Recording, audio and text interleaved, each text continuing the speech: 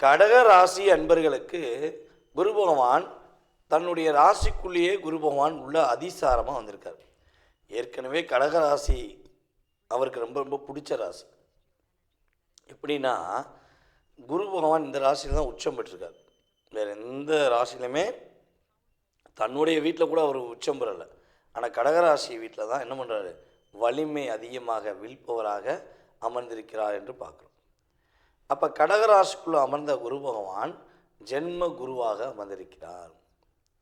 அப்போ ஜென்ம குரு என்ன செய்வார்? நிதானத்தை கொடுப்பார், பொறுமையை கொடுப்பார். அவசரம் இல்லாமல் செய், எதையும் பதட்டப்படாத, எந்த விஷயத்திலையும் என்ன பண்ணாத, டிப்ரெஷன் ஆகாத, எல்லாத்தையும் பொறுமையாக நீ செஞ்ச அப்படின்னா ஒன்னால் வெற்றி பெற முடியும் என்பதை குரு பகவான் நம்மளுடைய அன்பார்ந்த கடகராசினியர்களுக்கு உறுதியாக சொல்லுவார்.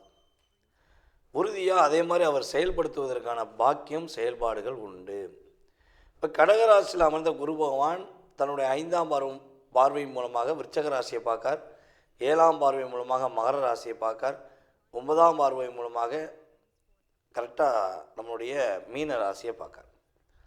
அப்போ இந்த அமைப்பில் கடக ராசிக்கு பார்த்திங்கன்னா கிட்டத்தட்ட யாரெல்லாம் காதல் சம்பந்தப்பட்ட விஷயங்களில் தடுமாற்றம், போராட்டம், கவலை, வருத்தம் என்ற சூழ்நிலை இருக்கீங்களோ அது அப்படியே சால்வ் ஆகுது.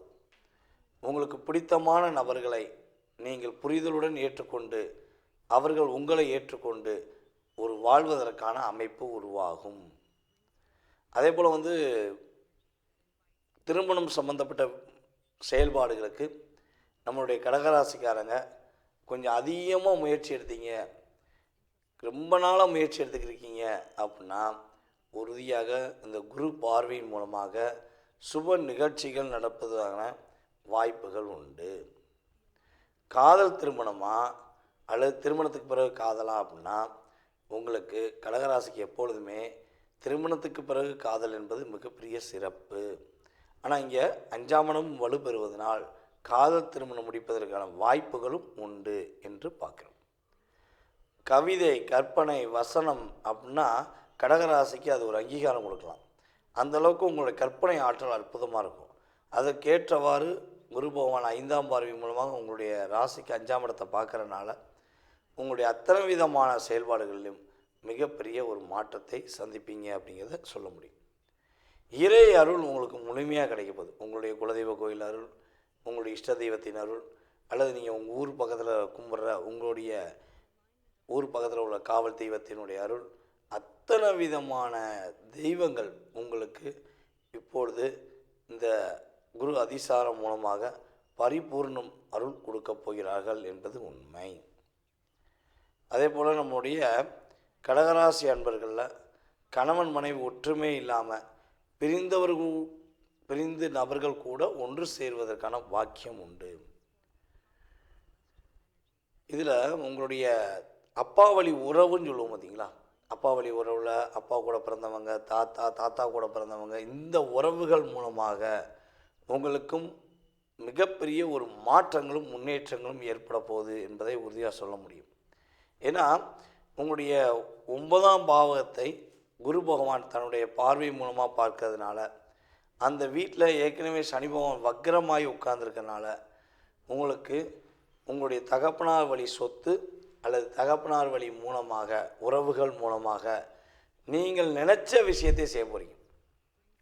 மனசு கொஞ்சம் ரிலாக்ஸாக இருக்கும், ரொம்ப பதட்டப்படவே தேவையில்லை. நான் என்ன சொல்ல வரேன்னா, கடகராசி என்பர்கள் கொஞ்சம் நிதானமாக யோசித்து அடிச்சிங்கன்னா ப்ரொஃபைட்டாக அடிக்க முடியும். எதிரியனாலும் சரி அல்லது தேவையில்லாத ஒரு செயல்பாடுகளாலும் சரி, யாராக இருந்தாலும் சரி, இந்த குரு பார்வை கடகராசி என்பவர்களுக்கு மிகப்பெரிய ஒரு அற்புதமான விஷயத்தை செயல்படுத்துகிறப்போது. இந்த டிசம்பர் 5க்குள்ளே உங்கள் மனசில் என்ன ஆசைகள் இருக்கும், என்ன விதமான விஷயங்களை நீங்கள் அதிகமாக யோசிக்கீங்களோ அத்தனை விதமான விஷயங்களுக்கும் குரு பகவான் உங்களுக்கு அத்தனை விதமான பாக்கியத்தையும் கொடுக்க போகிறார். நீங்கள் மட்டும் நல்லா இருந்தால் போதாது, கூட இருக்கவங்க நல்லா இருக்கணும்னு நீங்கள் நினைக்கிற மனசில் தான் எப்பொழுதுமே வாழ்வீங்க. அதே மாதிரி தான் உங்களுடன் இருப்பவர்களும் அதே சந்தோஷத்தையும் அதே ஒரு மகிழ்ச்சிக்குரிய விஷயங்களையும் செயல்படுத்துவதற்கான பாக்கியம் உண்டு என்று சொல்ல முடியும். நம்மளுடைய கடகராசிக்காரங்க குரு பகவான் ராசியில் அமர்ந்திருக்கிறனால கொஞ்சம் அதிகமாக இந்த காலகட்டங்களில் ட்ரெஸ்ஸு வந்து பார்த்திங்கன்னா பக்காவாக போடுவீங்க. அப்படியே அயர்ன் பண்ணி ஃப்ரஃபைட்டாக இப்படித்தான் இருப்பேன் அப்படிங்கிற மாதிரி நீங்கள் தன்னுடைய ஆடைகள் மூலமாக உங்களை நீங்கள் அழகுபடுத்துவதற்கான பாக்கியம் செயல்பாடுகள் உறுதியாக உண்டு. நேயர்களே, தற்போது வரை ரொம்ப பொறுமையாக உங்களுடைய ராசிக்கான குரு அதிசார பொது பலனை பார்த்தீங்க. குரு பகவான் உங்களுடைய வாழ்க்கையில் இந்த அதிசார பலன்கள் மூலமாக கிட்டத்தட்ட ஒரு 20% ஒரு மாற்றத்தை கண்டிப்பாக கொடுப்பார். அதில் எந்த ஒரு ஐயப்பாடும் கிடையாது. அப்போ மீதி உள்ள சதவீதம் எங்கே இருக்குது அப்படின்னா உங்களுடைய சுய ஜாதகத்தில் மட்டும்தான் இருக்குது. நீங்கள் பிறந்த தேதி, மாதம், வருடம், நேரம், எந்த ஊரில் பிறந்தீங்க, எந்த நாட்டில் பிறந்தீங்க அப்படிங்கெல்லாம் ஃபில்ட்ரு பண்ணி உங்களுக்குன்னு ஒரு ஜாதகத்தை கணிச்சு அந்த ஜாதக ரீதியாக உங்கள் லைஃப் ஸ்டைல் எப்படி இருக்குது. நீங்கள் நிறையா கேள்வி வச்சுருப்பீங்க. ஏன்னா ஒவ்வொருத்தவங்களுக்கும் ஒவ்வொரு கேள்வி இருக்கும். மனிதர்கள் எல்லாமே ஒன்று தான். ஆனால் மனிதர்களுடைய மனநிலை ஏகப்பட்ட மாற்றத்தில் இருக்கும். அதே மாதிரி தான் உங்களுக்கு நிறைய கேள்விகள் இருக்கும். அப்போ உங்கள் கேள்விக்கான விடையை எதில் கண்டுபிடிக்கலாம் அப்படின்னா நம்ம உங்களுடைய சுய ஜாதகத்தில் மட்டும்தான் கண்டுபிடிக்க முடியும். சரி, ஜாதகமே இல்லை அப்போ கண்டுபிடிக்க முடியாதான்னா பிரசனத்தின் அடிப்படையில் கண்டுபிடிக்க முடியும். நீங்கள் வர்ற நேரம், நீங்கள் என்கிட்ட வந்து பார்க்குற நேரம், அதே போல் ஆன்லைன் கன்சல்டிங் பண்ணுறீங்கன்னா அந்த நேரம், அதே போல் வந்து பார்த்திங்கன்னா வெற்றிலை பிரசனம், டாரோட பிரசனம், சோழி பிரசனம், இப்படி நிறைய பிரசனங்கள் இருக்குது. முத்து பிரசனம் அப்படிங்கிற நிறைய பிரசன முறைகளை நம்ம வந்து ஜாதகத்தை பார்த்துருக்கோம்.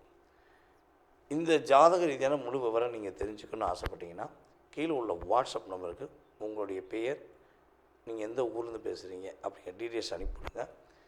உங்கள் சுய ஜாதகத்தை மிக தெளிவாக துல்லியமாக கணித்து எதிர்காலம் சம்பந்தப்பட்ட அத்தனை விதமான கேள்விகளுக்கும் பதில் கூற நான் கடமைப்பட்டிருக்கிறேன். மீண்டும் உங்களை சந்திப்பதில் என்னுடைய பணிவான நன்றியையும் வணக்கத்தையும் கூறி விடைபெறுகிறேன். நன்றி, வணக்கம்.